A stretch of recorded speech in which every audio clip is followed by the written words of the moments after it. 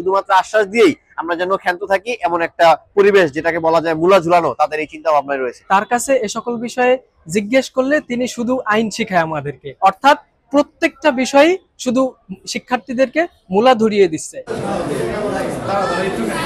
ভাই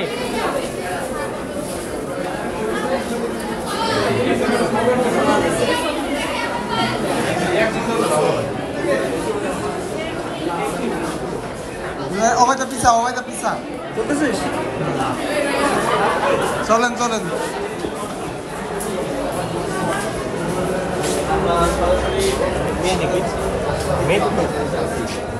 6 মাস যাবত আমাদের বিশ্ববিদ্যালয়ের একটা মাত্র সেন্ট্রাল ফিল্ড, সেটা অকার্যকর হয়ে পড়ে রয়েছে। আমরা শিক্ষার্থীরা খেলাধুলা করতে পারি না।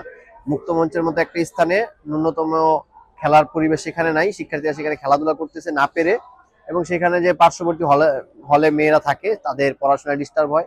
আমরা বারবার বলার পরেও এতদিনে সেটা সমাধান হয় নাই। নভেম্বরের শেষ তারিখে আমাদের বলেছিল যে এটা ঠিক শেষ হয়ে যাবে, আমরা খেলাধুলা করতে পারবো। আজকে ডিসেম্বরের 4 তারিখ, এখন পর্যন্ত সেই মাঠ এখন ঠিক হয় নাই, মনে হইতেছে আরো 1-1.5 মাস লাগবে। আমাদের এই গ্রাউন্ড ফ্লোর থেকে সেন্ট্রাল যে ঢাকা কুয়াকাটা মহাসড়ক সেখানের পর্যন্ত রাস্তাটা হওয়ার কথা ছিল, এটা 7 মাস যাবত পড়ে রয়েছে, কাজ হয় না। হবে হবে বলে আমাদেরকে শুধুমাত্র আশ্বাস দেয়।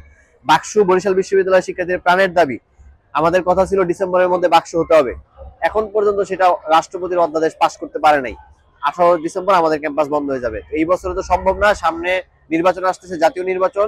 বাকসু আমরা এখন শঙ্কায় পড়েছি যে আদৌ বাকসু হবে কি হবে না। পাশাপাশি বিশ্ববিদ্যালয়ের যেখানে হাত দিই সেখানেই সমস্যা, সব জায়গায় ইউজিসি অচল অবস্থা করে রাখছে।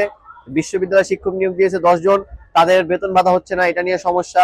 বিশ্ববিদ্যালয়ে আমাদের রসায়ন বিভাগ সহ হিট প্রজেক্ট পেয়েছে, এত বড় একটা প্রেস্টিজিয়াস হিট প্রজেক্ট, সেখানে আমাদের রসায়ন বিভাগকে একটা ল্যাব রুম সেটা পর্যন্ত দিতে পারতেছে না। এভাবে করে যেখানে যাচ্ছি সেখানেই সমস্যা, যেখানে যাচ্ছি সেখানেই সমস্যা। এবং বিশ্ববিদ্যালয়ের ভিসি স্যার সর্বশেষ বলছেন সমাবর্তন হবে ফেব্রুয়ারি 24 তারিখে। আমরা সবাই জানি 14 তারিখে, আমরা সবাই জানি যে ফেব্রুয়ারি ওই সময়টাতে জাতীয় নির্বাচন হবে, সমাবর্তন সম্ভব নয়। তো এমন একটি ডেট দেওয়ার কোনো কারণ আমরা জানতে বা বুঝতে পারতেছি না। এটা দ্বারা এটাই বোঝা যাচ্ছে বিশ্ববিদ্যালয় প্রশাসন আমাদেরকে শুধুমাত্র আশ্বাস দিয়েই আমরা যেন ক্ষান্ত থাকি এমন একটা পরিবেশ, যেটাকে বলা যায় মূলা ঝুলানো, তাদের এই চিন্তা ভাবনায় রয়েছে। তো আমরা সেটারই প্রতিবাদ স্বরূপ আজকে বিশ্ববিদ্যালয়ের ভিসি স্যারের দপ্তরে মূলা দিয়ে আসছি। আমরা বলেছি আরো যে সকল দপ্তর আপনাদেরকে এই বিশ্ববিদ্যালয়টাকে রান করাতে সাহায্য করতেছেন, আপনারা সেই সকল দপ্তরে এখান থেকে মূলা পাঠিয়ে দিবেন। যদি না পারেন আমাদেরকে বলবেন, আমরা সেই সকল দপ্তরে যাব। এটা প্রথম প্রতিবাদের ভাষাস্বরূপ পাঠালাম। টানা তৃতীয়বার অর্জন করেছে দেশের সেরা সুপার ব্র্যান্ড স্বীকৃতি বসুন্ধরা টিস্যু। নতুন ভাইস চ্যান্সেলর মহোদয় বরিশাল বিশ্ববিদ্যালয় নিয়োগ পাওয়ার পর থেকে আমরা যে দাবি দাওয়া তার কাছে উপস্থাপন করতেছি, প্রত্যেকটা দাবি দাওয়াই তিনি শুধু আশ্বাস দিয়ে আসতেছেন। আমাদের যে সেন্ট্রাল ফিল্ড, হলের সমস্যা, একাডেমিক সমস্যা, বিশ্ববিদ্যালয়ের ভৌত অবকাঠামোগত সমস্যা, প্রত্যেকটা সমস্যা নিয়ে তিনি শুধু আশ্বাসই দিয়ে আসতেছেন, শুধু আশ্বাস।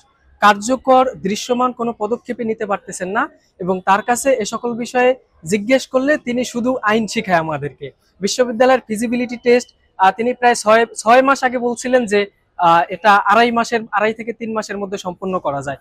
তারপরে সেটা আরো সময় বাড়াইতে 6 থেকে 7 মাস চলে গেল, এখনো ফিজিবিলিটি টেস্টের কোনো নামই নেই। বিশ্ববিদ্যালয়ের জমি অধিগ্রহণ, জমির যে ভূমি অ্যাসেসমেন্টের যে বিষয়টা ছিল সেটারও কোনো অগ্রগতি নেই। বিশ্ববিদ্যালয়ের যে গ্রাউন্ড ফ্লোর থেকে ঢাকা বরিশাল কুয়াকাটা মহাসড়ক পর্যন্ত এখানে সম্ভবত 50 মিটার বা সামথিং এরকম রাস্তা হবে। এইটুকুর কথা তিনি প্রায় 6 মাস আগে বলেছিল যে বাজেট হয়ে গেছে, রাস্তার কাজ আগামী সপ্তাহে শুরু হবে, কিন্তু তার সেই আগামী সপ্তাহ আজ 6 মাসেও এই পর্যন্ত পূর্ণ হলো না। অর্থাৎ প্রত্যেকটা বিষয়ই শুধু শিক্ষার্থীদেরকে মূলা ধরিয়ে দিচ্ছে। তো বিশ্ববিদ্যালয় প্রশাসনের এই মূলায় আমরা বিরক্ত, খুবই বিরক্ত, এবং বিরক্ত হয়ে তাদের মূলা তাদেরকেই আমরা ফেরত দিতে বাধ্য হয়েছি।